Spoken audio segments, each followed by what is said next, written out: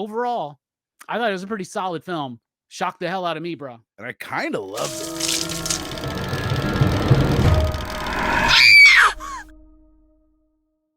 What's going on, everybody? Welcome back to Blood Splatter Chatter. Tonight, we are talking about the brand new Exorcist Believer.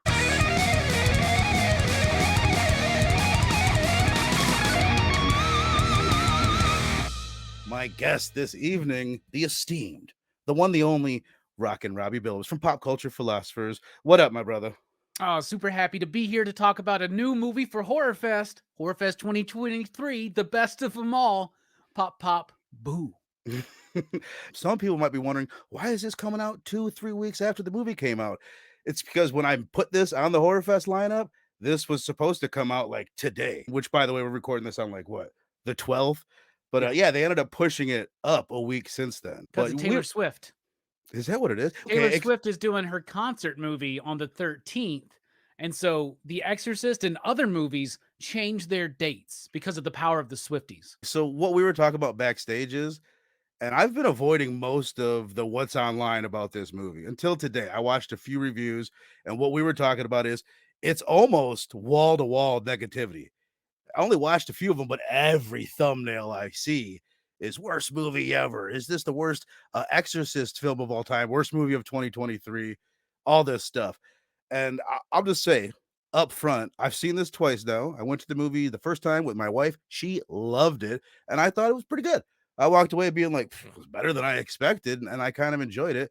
I went back a few days later, yesterday, 10:30 in the morning. I was in a big old theater all by myself. I was the only one in the entire theater, and I kind of loved it. Like the movie still has all the problems that it has, but as far as my experience at that movie, I was way into it the whole time. The emotional bits hit me, and I enjoyed the middle, beginning, and the end of the movie. And I walked away being like, God damn, that was a fun movie, and I will probably buy it when it comes out. So I don't know if you've went that far into the liking it zone, but where's your like overall opinions on it after watching it? Well, I mean, going into it, first of all, I had very incredibly low expectations, right? Because I do not like any of the three movies that David Gordon Green did for Halloween. My whole career, I'm up and down and depressed and exhilarated, and I'm happy and I'm sad and I'm always confused. Like, I know everybody loves the 2018 one.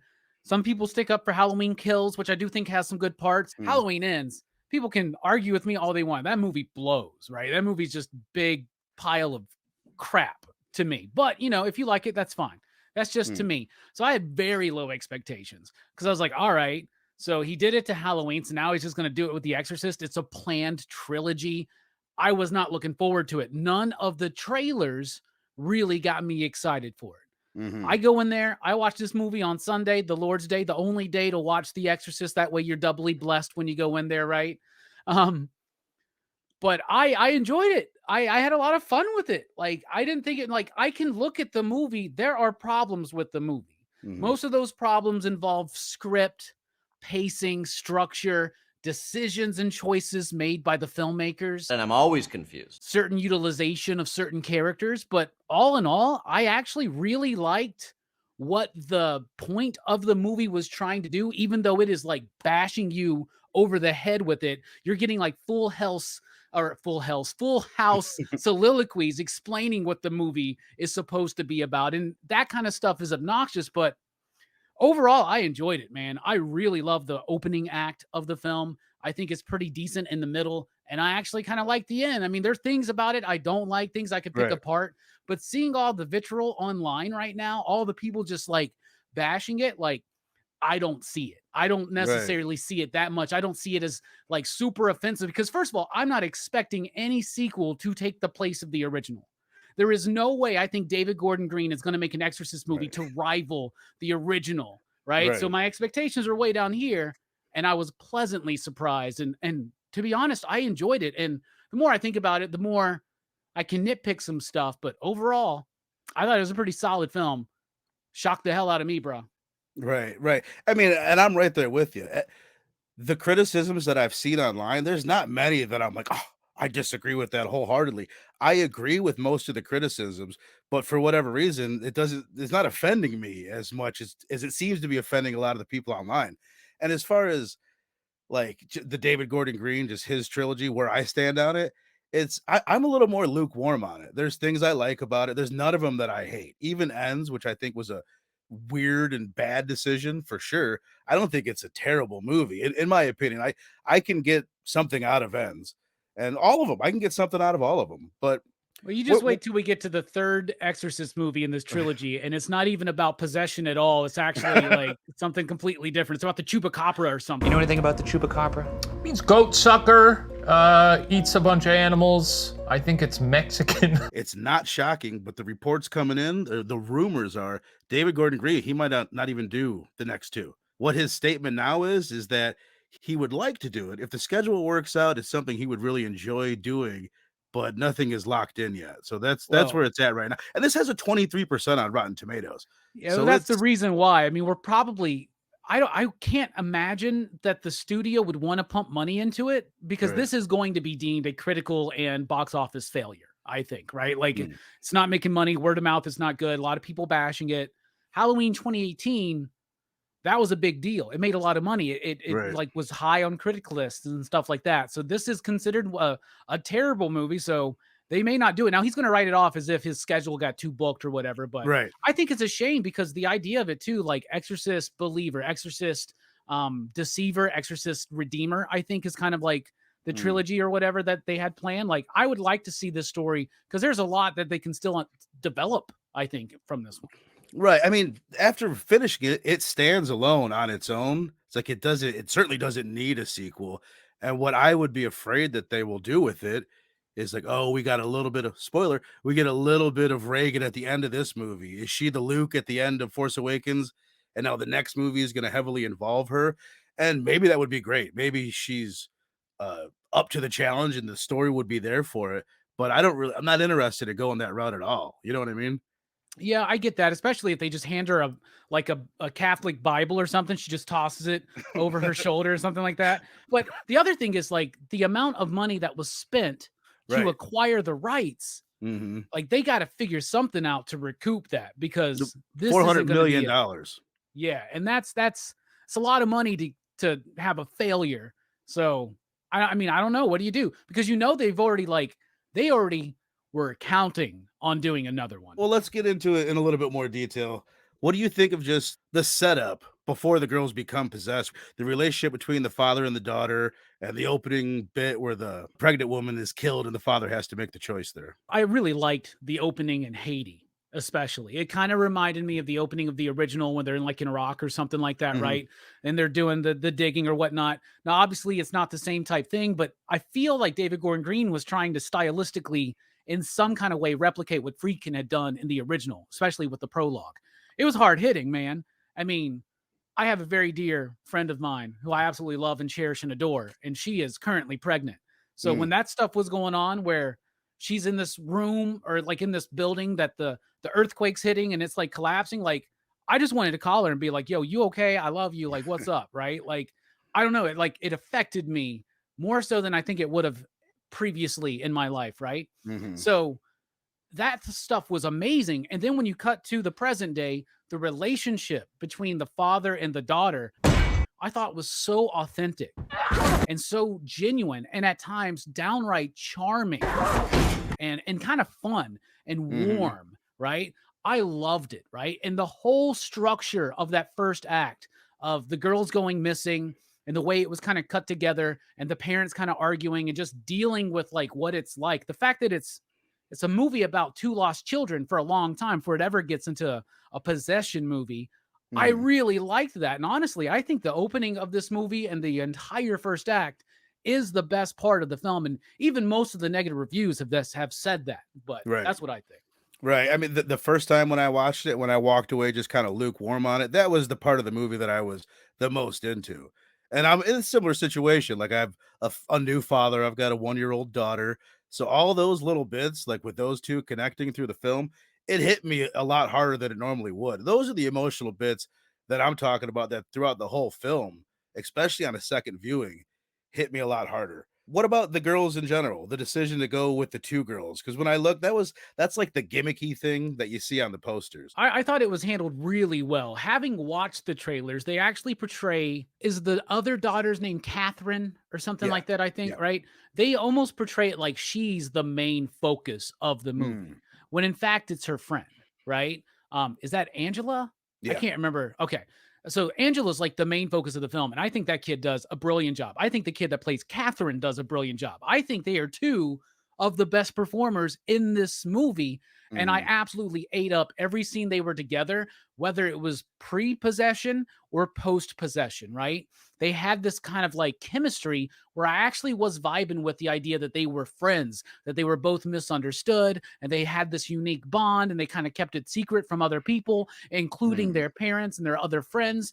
And I think that that felt very real and authentic as the relationship with Angela and her father did for me, right? So I really, really liked them together. I thought they did a hell of a job, especially when they got to some of the more gnarlier parts with the possession. Right. I mean, as far as the possession bits go, like I was about to say scary, but I don't that's the thing where this movie falls the shortest for me is that it doesn't scare me. And The Exorcist is one of the few movies that actually does. But as far as it being like cool looking, at least the images that we get on screen of the two of them and the performances was fucking awesome, I thought. Yeah, oh, for sure, man. And even when they get into the possession, one thing about you're right, this movie is not scary. And I heard one of our friends say, there's not a scary thing in this movie. And it's true. And it doesn't hold a candle to the original. The original used silence. The original used camera movement. The original used suspense. This one, even though when chick pops up onto the glass, it scared the hell out of me in the theater. Right. Like, there's no jump scares in the original Exorcist film. Right. You know what I'm saying? It's not that kind of movie. It's atmospherically driven, right? This Right. movie is less so, and it's more in the trappings of the modern day horror genre. And I don't expect too much different out of David Gordon Green. And I'm always confused. That's, I guess, why I was surprised at the bits I did enjoy. Right. And going back to what we were saying about the original, when you've heard the news of the decision that he was going to be the one helming this trilogy, you're right. It's just a very strange fit. He's also the dude that people that don't know, most of you guys probably do, that did Pineapple Express and a bunch of these like stoner type comedies before. There's nothing in his resume that would lead me or anyone to believe that he's the guy for this franchise. Well, there's a New York film critic who shared a private conversation he had with William Friedkin like a year or two ago. Like, he recently passed away, right?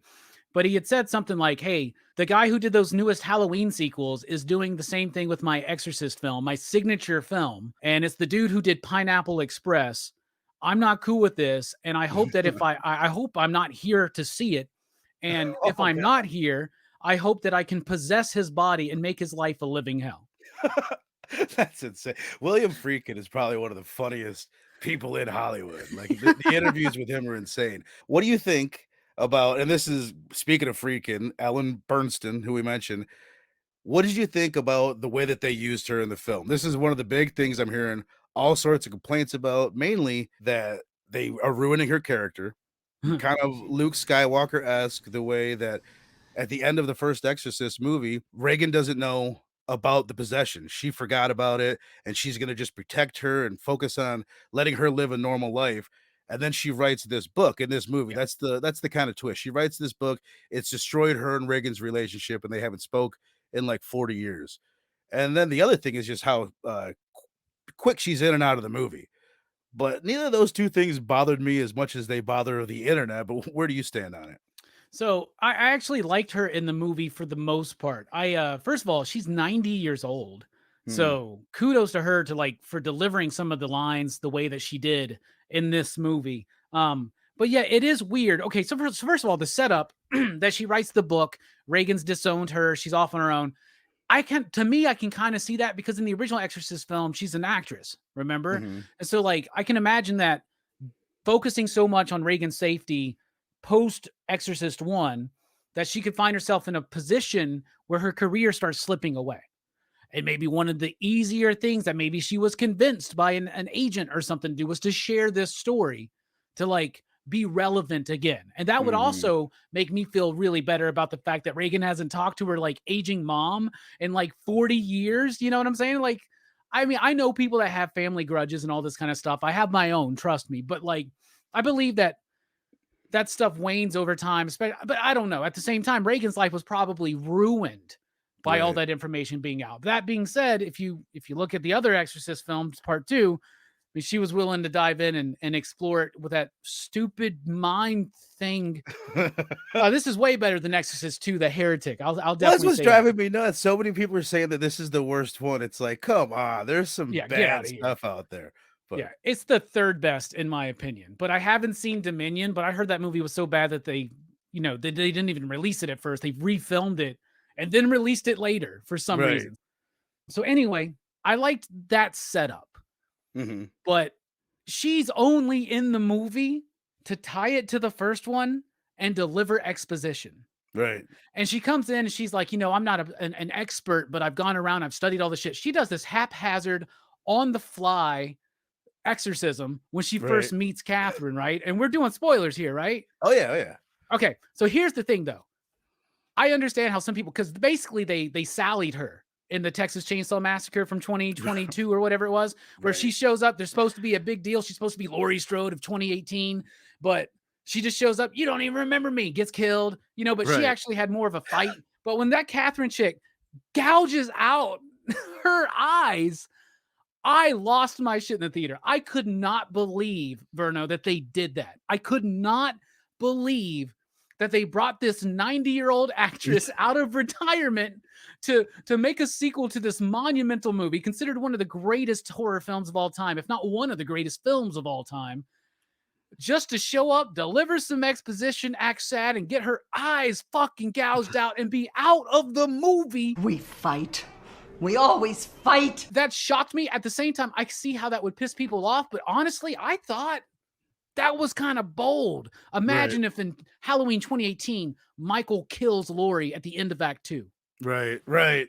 You know what I'm saying? You're I like, mean, people would be whoa. freaking out a hell of a lot more, and that's the thing. That's the comparison right there. Sally or Laurie, and her character isn't the same as Laurie. She's not like that important to. I mean, she is. I think she is the star of The Exorcist, but it's not like you need to go back and get her to fight Pazuzu in the same way. Maybe Reagan could have been that. Like that would make more sense, but not Chris McNeil, the mom character. That's what I like about the potential setup for a sequel is I would like to see that. I would like to see Linda Blair come back and actually have a showdown with Pazuzu and maybe even sacrifice her life for this young kid. And maybe like the tragic death at the end somehow comes to mean a lot more in more movies, but I don't know. I feel like knowing David Gordon Green, the second movie would just be a bunch of Catholic protesters talking about Satan dies tonight. Satan dies tonight. Well, that's what this was. And I saw an interview with David Gordon Green where they had brought up the similarities thematically about community and a group of people coming together to a community versus evil. Did you notice that they didn't show the imagery of Pazuzu in this at all, did they? That's one thing I was going to ask you, and that's one thing I was kind of disappointed about. It's like, where's the Pazuzu? Another thing, I guess that's how I'm going to start everything I say is another thing people are talking shit about is just the idea, the rest of the cast. Okay, so there is a lot of shit being thrown at the other characters and performances, and people are like, oh, it's terrible, it's one note. That's not necessarily the performance, that's the writing. Right. That's where some of the writing is underdeveloped when it comes to these other characters, like the other parents of the other daughter of Catherine, right? They're very caricaturish, right? Like the dad's one note, the mom's kind of one note. The mom starts having this nuance of change. The dad doesn't.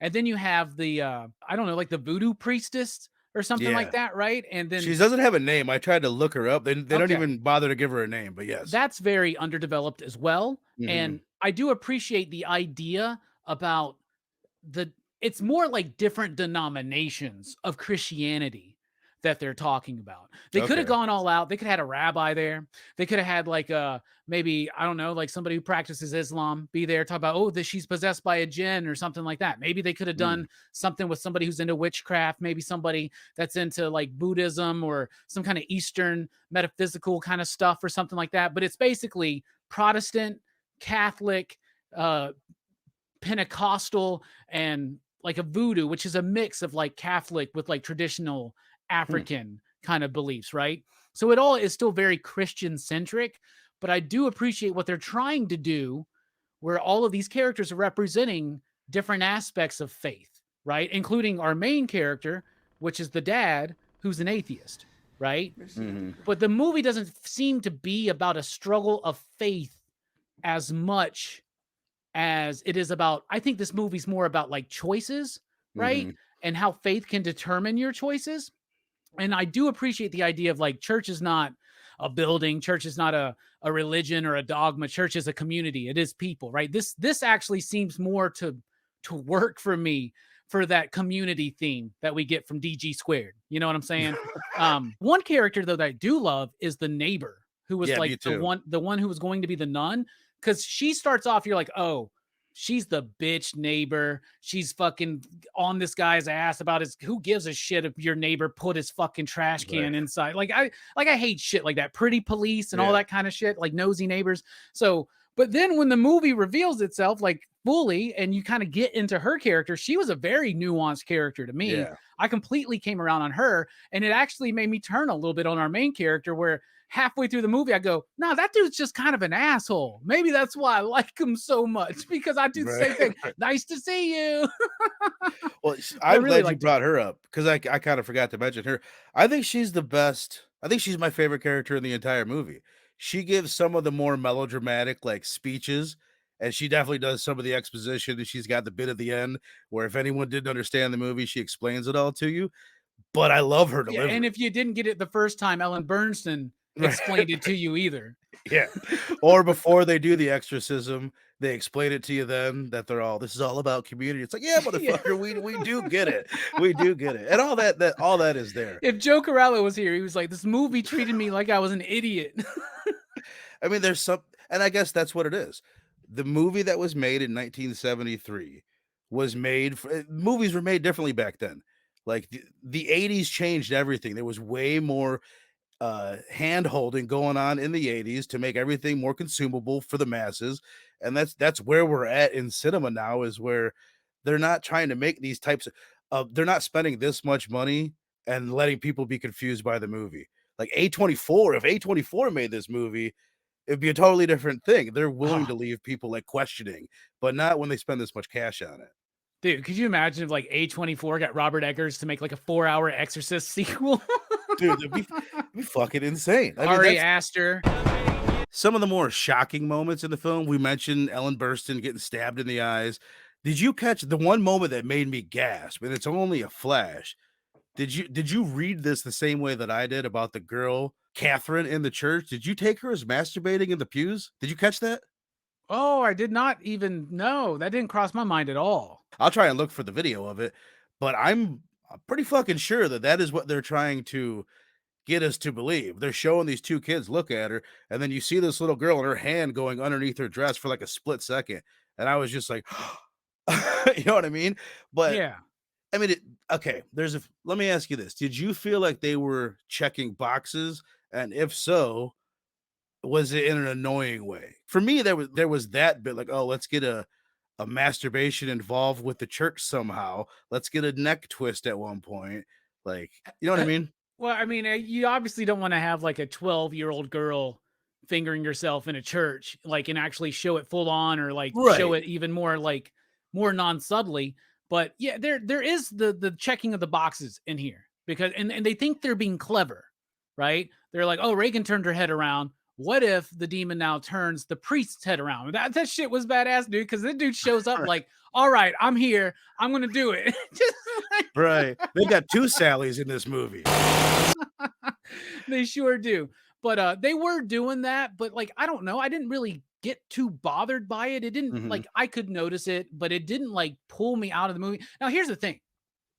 As much as I love The Exorcist, as much as I love The Exorcist 3, the greatest psychological thriller of the 90s, like, I don't really have a supreme attachment to The Exorcist as a franchise like I do Halloween, right? So I can understand, like, if I was like a diehard Exorcist fan, like an Exorcist was like my life and horror identity, and that was like the epitome of everything. And The Exorcist is important to me and my horror growth, because that was the movie that when I was a kid scared the shit out of me, and I refused to watch it again till they re-released it on the 25th anniversary, which was 25 years ago. It's been as long now from that moment to that makes me feel old.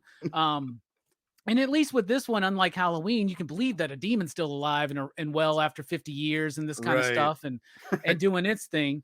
But the callback and the checking of the boxes kind of thing that I really appreciated the most out of all of it was the music. Like they don't like, I feel like if I made this movie, I would be like tubular bells everywhere. Me too, right? totally. Like I would start it that way. I'd be like dun dun dun dun dun dun dun dun dun. They really, the composer of this is the best creator in the entire thing, right? The composers, I think there's two of them, because they wait to use it. And then when they use it, they're using it in a way that at first it's not recognizable. Right. And then like it's once they find Ellen's character, right? Once they go and get her, and then the music's like bum bum bum dum dum bum bum bum dum, and it's like swelling up in the background with that whoa thing that you get in all the horror movies now. Dude, the music was giving me chills in this movie in certain spots, man. That was the callback and throwback that I appreciated. I like what you're saying about how it was subtle and almost unrecognizable, because I caught myself a couple times being like, wait, is this Tubular Bells? And then I had to like, oh wait, it is. And you're right. It was like halfway through the movie. I'm like, oh shit, I'm surprised they haven't been using this more. They were pretty restrained on it. What about the exorcism then as a whole? This was the thing that on a second viewing that I enjoyed it a lot more. I said earlier, partially because I was at least able to recognize more of the characters. I followed their tiny little stories that they were given throughout the movie, and I knew who everybody was a little bit more. And just knowing the whole time the way that it was going to end with this choice, and reflecting back to the choice that we didn't like see at the beginning, where we find out that the guy, basically for those that didn't see the movie, he was given a choice at the beginning whether to save his dying pregnant wife or save the baby, which is something that I feel like only happens in movies. Maybe it's real, but I feel like it doesn't happen too fucking often outside of Hollywood. But then the way that they tie it in at the end, where we've got these two girls, and the demon inside of them is saying, you have to choose. One of these girls is going to live, one of them's going to die. And they trick the religious family, the one douchebag guy, he chooses his daughter. It turns on him. The one priest says, you've been tricked, which I kind of loved. And the one girl ends up dying. And the whole thing, like, to me, was fucking emotional as hell and entertaining. They looked crazy. There's a big spectacle going on, swirling shit in the sky. I probably could have done without that, but everything else I thought was pretty goddamn awesome. What about you? I liked the exorcism stuff, because I like how, because usually in these movies, you get the big bad priest in there, he does his thing, he like gets knocked down, then he comes back, does it again, maybe another priest has to step in, but then he's all like, the power of Christ compels you, and blah blah blah blah blah, and the blood of the lamb, and there's like, and they all end the same. This one was like, it was almost like you seen John Wick 4 yet? No, I own it, but I haven't seen it. No. Oh man. Okay, have you seen Surf Ninjas? It's been 20 years. All right. Well, both of these movies have a scene very similar where a dude's just trying to get up some steps and keeps getting knocked down. Oh, right? yeah. It's like the Atlas bit, right? And that's what kept happening to them in The Exorcist, right? It was like John Wick and John Wick 4 up those fucking steps. Like, bro, just when you think you got it, we're about to expel these demons out of these girls. Nope. You got to come right back up like that dude in Surf Ninjas, right? Just like he gets all the way to, and at the end of Surf Ninjas, if you remember, he just waits at that one part. He just goes, you know what? I'm just going to roll back down myself. Don't even kick my ass, man. It's, whatever. But it just kept doing that. Like then the Haitian lady or whatever, the voodoo priestess, she had to do her thing, and you had the smile. And I was like, oh shit, I like this. Now it's going to be about like more traditional beliefs rooted in like shamanism and like African culture and shit like that. But then no, even that wasn't enough, right? And then it leads to the choice. And let's be honest, nothing. They didn't exorcise the demons. They didn't do it. They didn't do the exorcism. Like it wasn't a successful exorcism. And that's something that really I like. Like the demon said, we'll get rid of one of them. You choose. And it reflects his choice, because the entire movie, We know that he's presented with this impossible choice. And I can't even imagine. Right. If I had a partner who was pregnant with my child and I had to make that choice and I've never been a father, I don't have any emotional attachment to this baby outside of the fact that of the promise of potential, right? Like I feel like I would totally choose my partner who I know and Right. love and cherish over an unborn baby, right? Right. Especially, I feel like not like as a first time father. Because As I a feel like first time father. if I have another kid, because that was one thing that like I'll go ahead and say it. Like my fiance at the time, she was like, she wanted me to bond with the baby inside of her belly more. And I'll just be honest, like that's not like the easiest thing to do. You know what I mean? But I feel like if she were to get pregnant again, I would be able to do that more. You know what I mean? Yeah. So there's Yeah. something about that. But yes, dude, that'd Because be you've one had of the that most potential difficult choices you fulfilled. could ever make. But I would probably lean on that side too of going with the sure thing.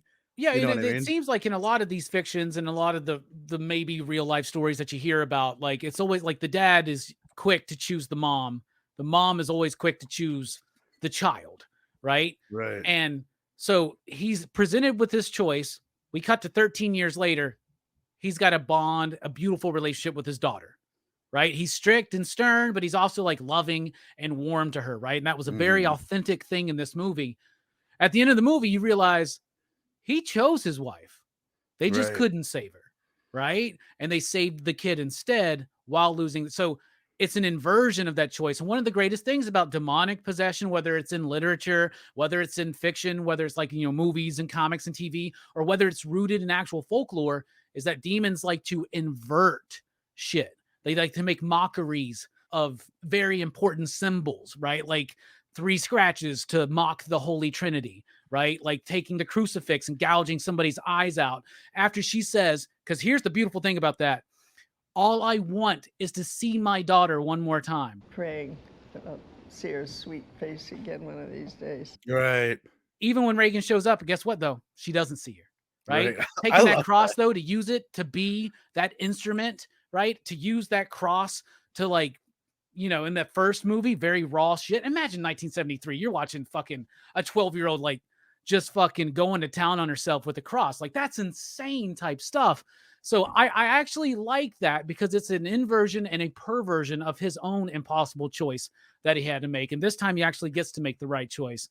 Unfortunately, the really one-note dad of the other woman, it's just you kind of get that. So, but I liked it. I actually, but that's the best thing. And nobody's mentioned this. There is no exorcism in this movie, man. Not really. I right? didn't notice it until you pointed it out. It's almost like they didn't win. Pazuzu just gave them a choice. That's kind of the question. What would have happened had they never chosen?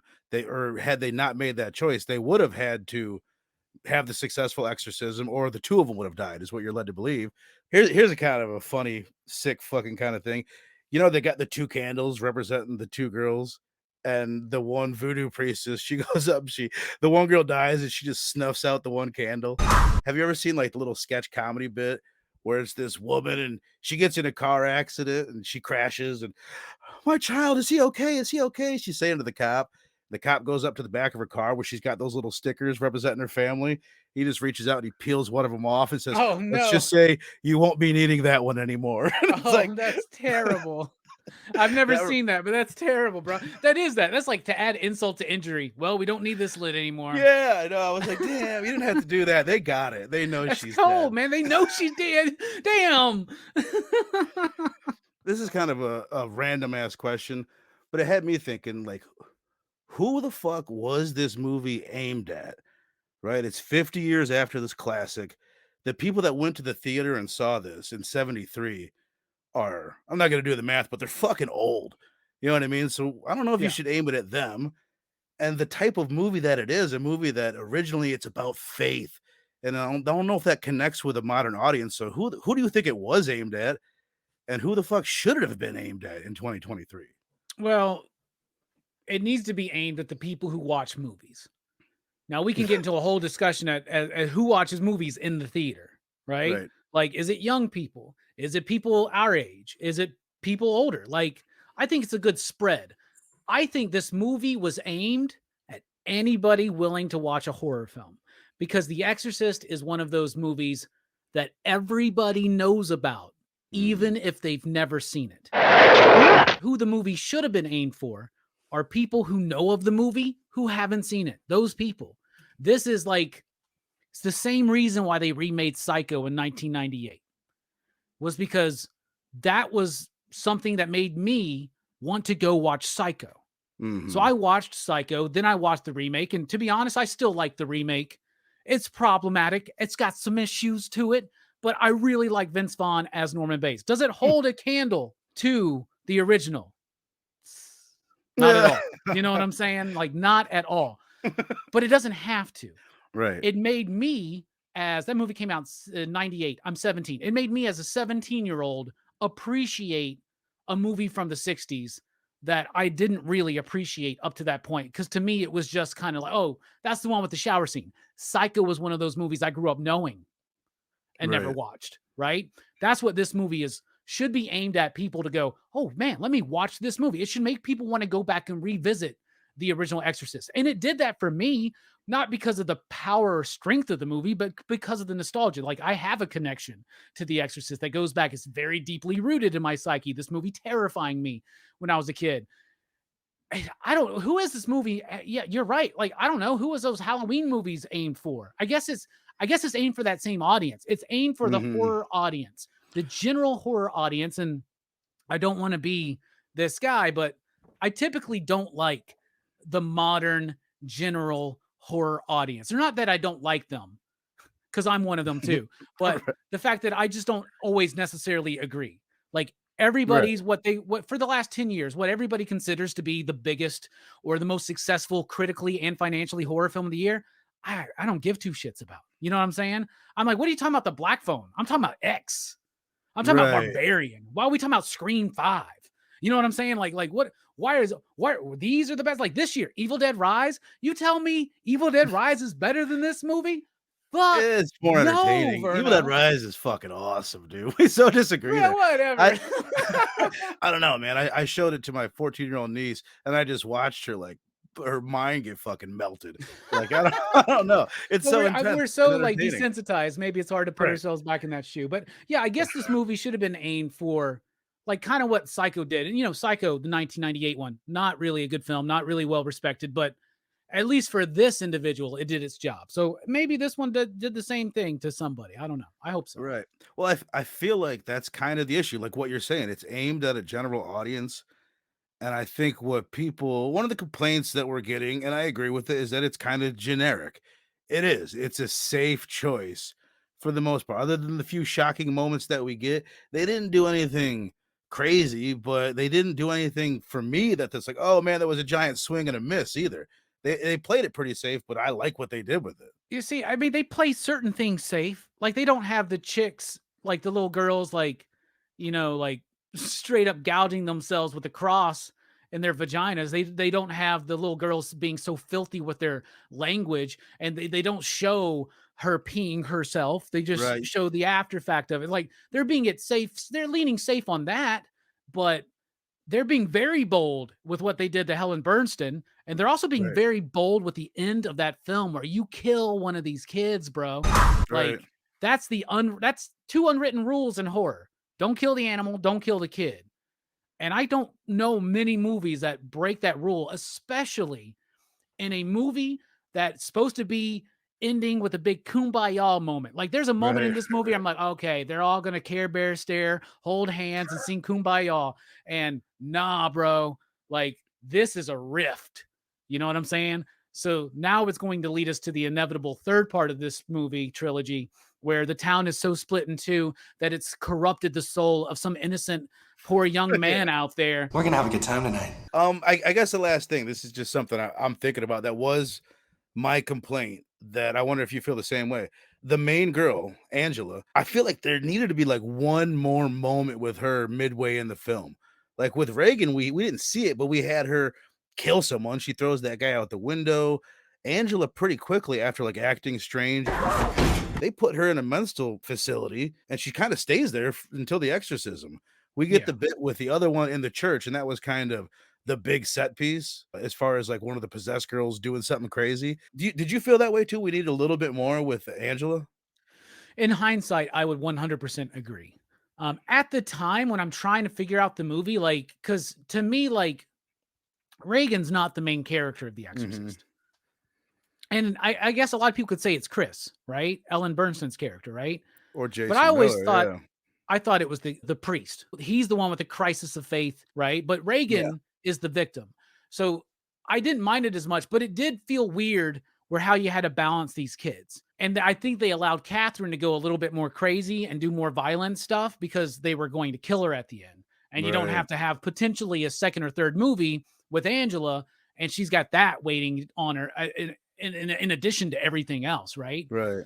But I didn't mind it as much because I did feel like all the way through the father, I cannot remember the dude's name. He's in Hamilton. I love his performance in this movie. Even though the Me too. character's a little bit of an asshole, I actually relate to that. I really relate to his like lack of faith, his crisis of faith. It doesn't go as deep as it does with the priest in the first Exorcist film, but I think he was definitely the through line in the Yeah. movie, and I never felt like he was not the main character. How he has access to this famous actress and writer, though, just walk up to her house, Right. that's a little suspect, but whatever. Leslie Odom Jr. is his name too. Okay, And yeah, that's right. I thought he was But- phenomenal, man. I would never accuse David Gordon Green, Danny McBride, and whoever the other dude is. They did the Halloween movies too. I would never accuse them of being the best writers. And I'm always confused. The movie is questionably written as far as dialogue goes, and even as far as certain scenes go, and characters being underdeveloped, right? Like, for instance, I rarely say this. I think this movie could have used another 10 minutes. Right. It Honestly. could have. Did you feel like, because I thought this both times when it was time for the exorcism, I was like, oh shit, we're at the exorcism. Me Like- too. I was like, damn, we're about to wrap up. Final thoughts and your letter grade, man. I'm pretty curious about this. And anybody watching on the rewind, put it down in the comments. What is your grade? What did you think of this movie? Well, I was pleasantly surprised. I went in with very little expectations. I thought the movie was going to suck. Like, I was that dude who went in there going, ugh, this movie's going to suck. And I was immediately engaged. I was totally into the story. I was totally into the characters. That so much so that even when the movie starts making some really questionable choices, like maybe like 45 to 50 minutes into it, it starts getting wonky with certain things. I was very forgiving because I wanted to see the journey of these two young women. I wanted to see the journey of this father. I wanted to see the journey of this Christian family. I wanted to see the journey of all these people of faith, these men and women of God or gods, to like come together and try to like save this.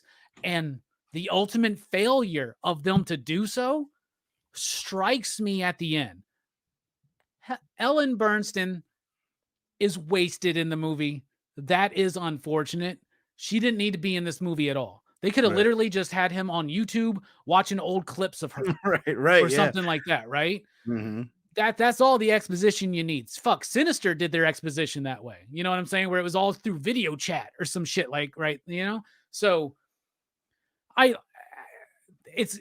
me, it's the middle act. It's the second act where it has some issues. I really like the first act. I think the third act's strong enough because I think they make some good choices. I like the way it ends up. That being said, it's not a great film.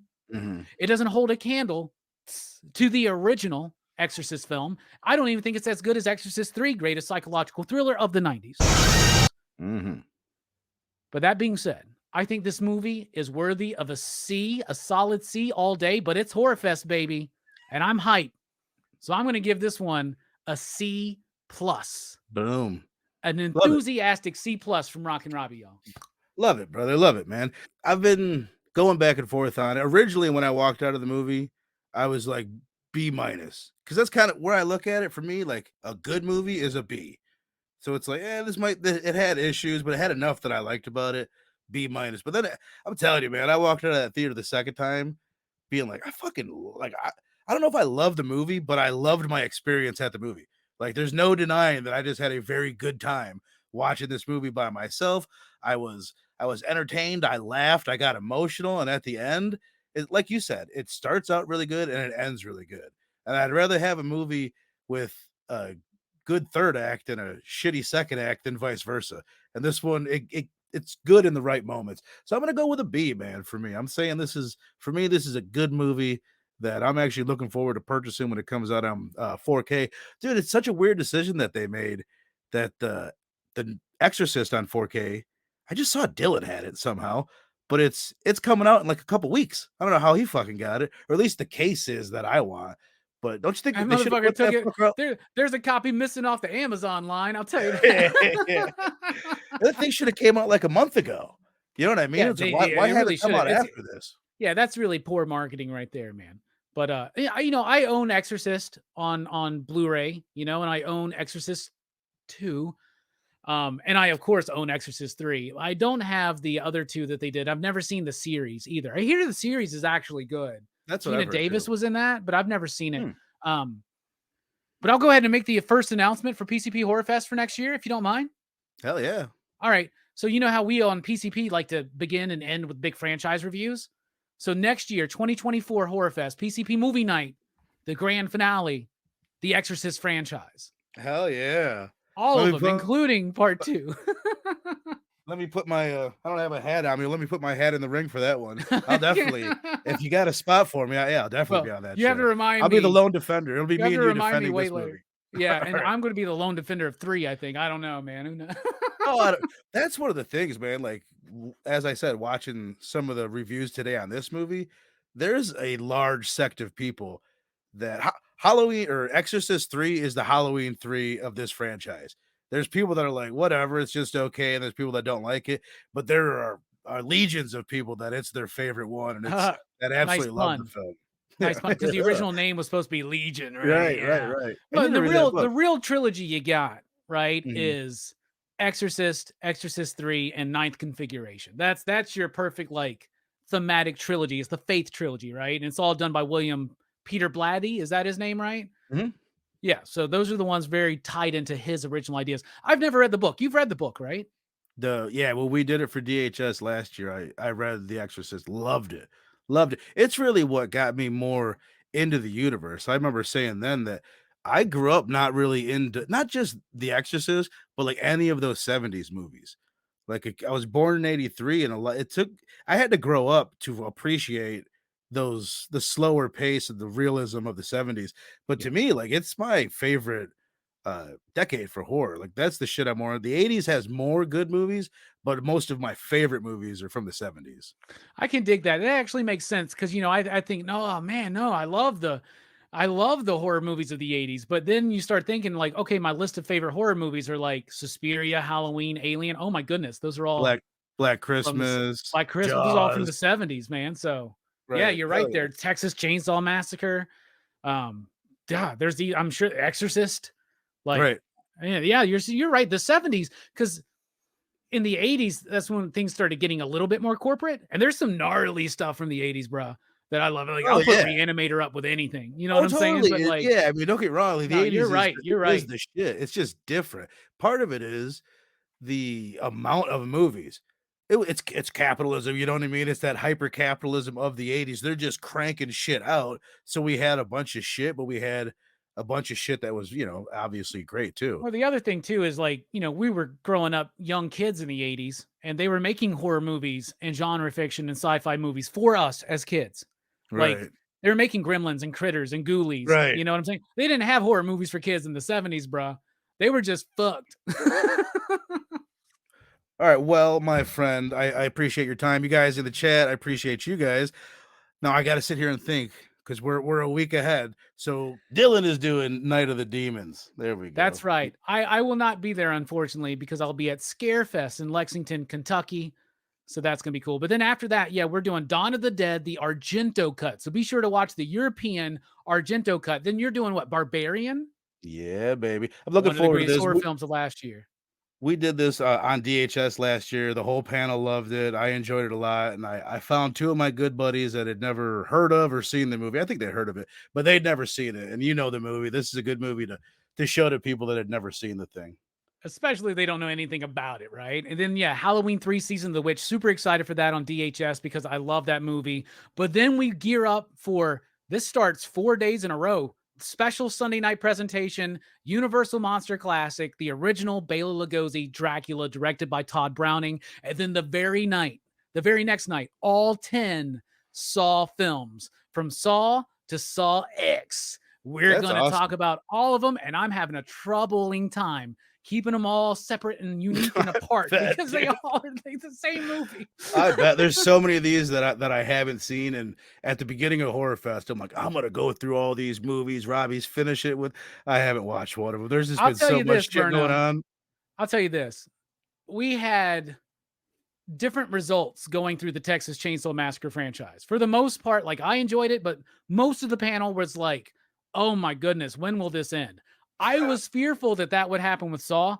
Mm-hmm. No, everybody has been enjoying the fuck out of this rewatch. Hell yeah, no, that's awesome. Like, and there have been some surprises for me because I had never seen Saw 6, 7, or 8, and I was genuinely surprised by those movies. So yeah, we'll be talking about all the ones, including the newest Saw X, which, just like Exorcist, this was supposed to come out the weekend that we did this show, but then it got moved back a whole month. So kind of messed up our timing. Thanks, Hollywood. Right. No respect for Horrorfest, man. Yeah, I know. Next year we'll send them the schedule. And I said what's now a couple weeks ago, I said that Robbie will say that Saw is the end of Horrorfest, but he is wrong. Because on Halloween night, we got one more. I don't know who's going to be here, but I think we're going to have a great conversation. I'm hoping we have at least one person that hates this movie, because I like the movie. I was about to say I love it, but I like this movie. I know you're sick of fucking talking about it. You guys did the entire Halloween franchise last year. I'm excited. Yeah, Halloween night, special time. I think it's going to be a little bit late. Everybody's going to do a little bit of trick-or-treating, and then we're talking Rob Zombie's Halloween. So, Boo, yeah, any final thoughts? Anything you want to say before we get out of here, brother? Your mother sucks cock in hell. She does too, man. I didn't tell anybody that. You must be a demon to know that, brother. But all right, everybody, I appreciate the hell out of you. Make sure you're checking out DHS, PCP, links in the descriptions. Happy Horrorfest, and we'll see you next time.